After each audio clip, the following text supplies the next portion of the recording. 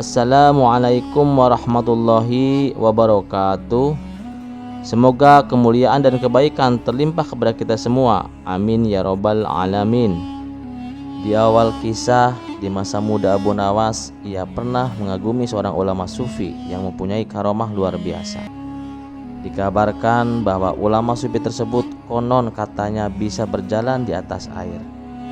Terkadang ia berpergian dari tempat satu ke tempat yang lain dengan waktu yang sangat singkat. Padahal kedua tempat tersebut jaraknya berjauhan. Oleh sebab itulah Abu Nawas ingin bisa seperti dirinya. Maka Abu Nawas pun memutuskan untuk menemui ulama sufi tersebut. "Wahai Tuan Syekh, saya ingin menjadi murid Tuan," pinta Abu Nawas.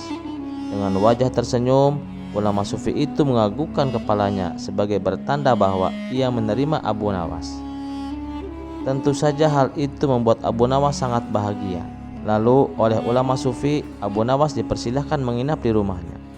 Sejak saat itu Abu Nawas digembleng dengan bermacam-macam amalan ibadah seperti sholat tahajud, zikir pagi sore dan malam.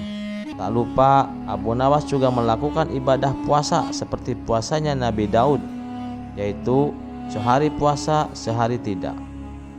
Singkat cerita, setelah beberapa bulan berlalu, Abu Nawas tidak merasakan ada kesaktian pada dirinya. Ia tak mempunyai kelebihan seperti yang dimiliki oleh ulama sufi tersebut. Hingga pada suatu hari, Abu Nawas memberanikan menanyakan hal itu kepada gurunya. "Wahai Tuan Syekh, saya sudah berlatih jalan spiritual selama berbulan-bulan. Namun, saya belum mencapai kemajuan," kata Abu Nawas. "Tahukah kamu kenapa kau tidak mengalami kemajuan?" tanya ulama sufi. Abu Nawas menggelengkan kepalanya sembari berkata, "Tidak tahu wahai Tuan Syekh." Lalu dijawab oleh ulama sufi, "Karena kau terlalu sibuk berusaha untuk membuatku terkesan dengan kesalehanmu. Mempunyai karamah bisa terbang itu memang luar biasa. Mempunyai karamah bisa berjalan di atas air itu juga luar biasa. Tapi ada hal yang lebih hebat dari semua karamah tersebut. Namun anehnya, banyak orang yang menyepelekan bahkan menganggap biasa saja. Padahal karamah tersebut sangat luar biasa," kata ulama sufi.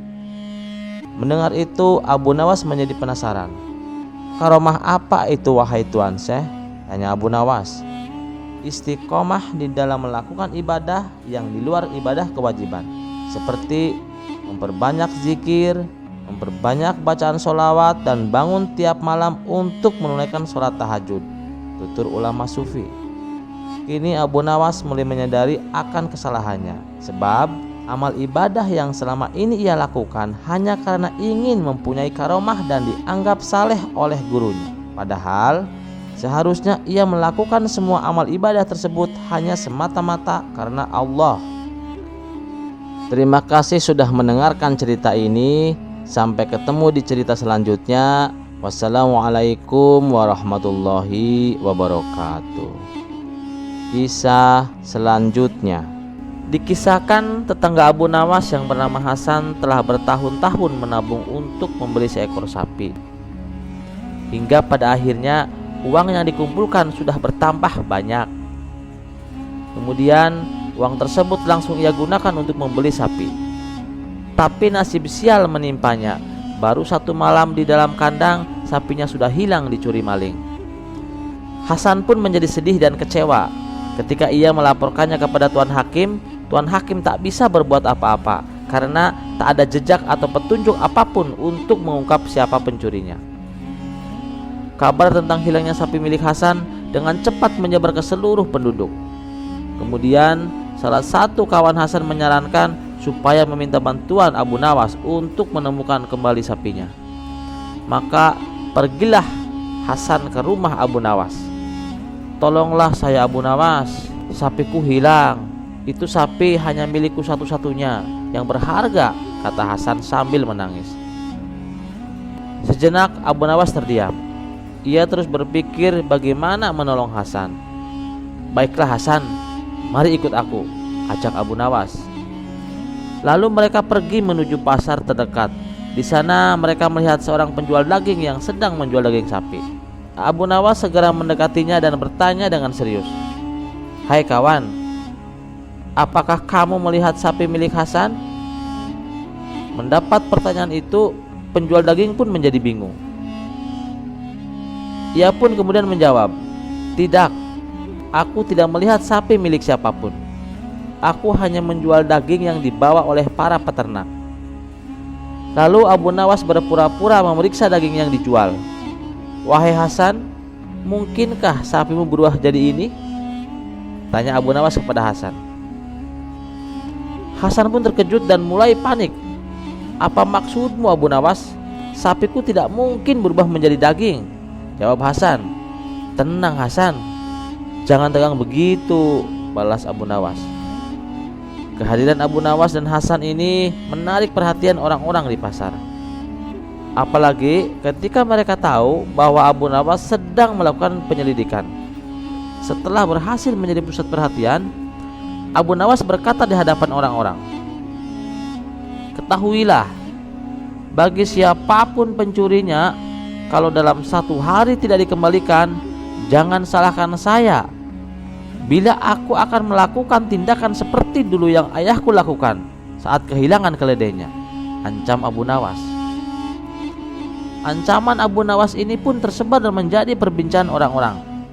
Kalau Abu Nawas sampai berkata demikian, berarti dia tidak main-main, kata salah seorang warga yang sedang duduk di sebuah warung bersama kawan-kawannya. "Iya betul, ayahnya kan dulu seorang hakim yang tegas. Ketika masih menjabat, dia tak segan-segan melakukan segala cara untuk mengungkap kasus pencurian. Bahkan dia pernah sampai melibatkan ratusan prajurit istana agar pencurinya tertangkap. Dan yang aku dengar, para prajurit tersebut bukan prajurit biasa. Mereka terlatih untuk menyiksa dan meninterogasi," sahut lainnya. "Kalau begitu, berarti Abu Nawas akan melakukan cara ini. Dia kan dekat dengan Baginda Raja. Mudah saja bagi dia untuk meminta bantuannya. Apalagi yang jadi korban adalah orang miskin seperti Hasan. Abu Nawas paling benci dan murka kalau orang miskin yang menjadi korban," timpal warga yang lain. Rupanya percakapan mereka ini terdengar oleh si pencuri yang kebetulan ada di warung tersebut. Ia pun seketika menjadi panik dan ketakutan. Kemudian ia pulang ke rumah untuk mengambil sapi dan mengembalikannya kepada Hasan. "Hai kawan, ini sapimu, aku kembalikan. Tapi tolong jangan beritahu Abu Nawas kalau aku pencurinya. Dan bilang padanya agar membatalkan niatnya, karena sapimu kan telah kembali," kata si pencuri. Pada keesokan harinya, dengan wajah ceria, Abu Nawas mendatangi warung tempat biasa ia berkumpul bersama kawan-kawannya. "Wahai Abu Nawas, aku dengar kabar katanya sapi milik Hasan sudah kembali. Apa benar?" tanya salah satu kawannya. "Iya benar, alhamdulillah," jawab Abu Nawas. "Sepertinya si pencuri takut dengan ancamanmu, Abu Nawas. Tapi aku penasaran, sebenarnya apa yang dilakukan ayahmu saat kehilangan keledainya?" tanya kawannya kembali. Dengan entengnya Abu Nawas menjawab, "Ayahku membeli lagi keledai yang baru." Spontan kawan-kawannya itu tertawa terpingkal-pingkal. Terima kasih sudah mendengarkan cerita ini. Sampai ketemu di cerita selanjutnya. Wassalamualaikum warahmatullahi wabarakatuh.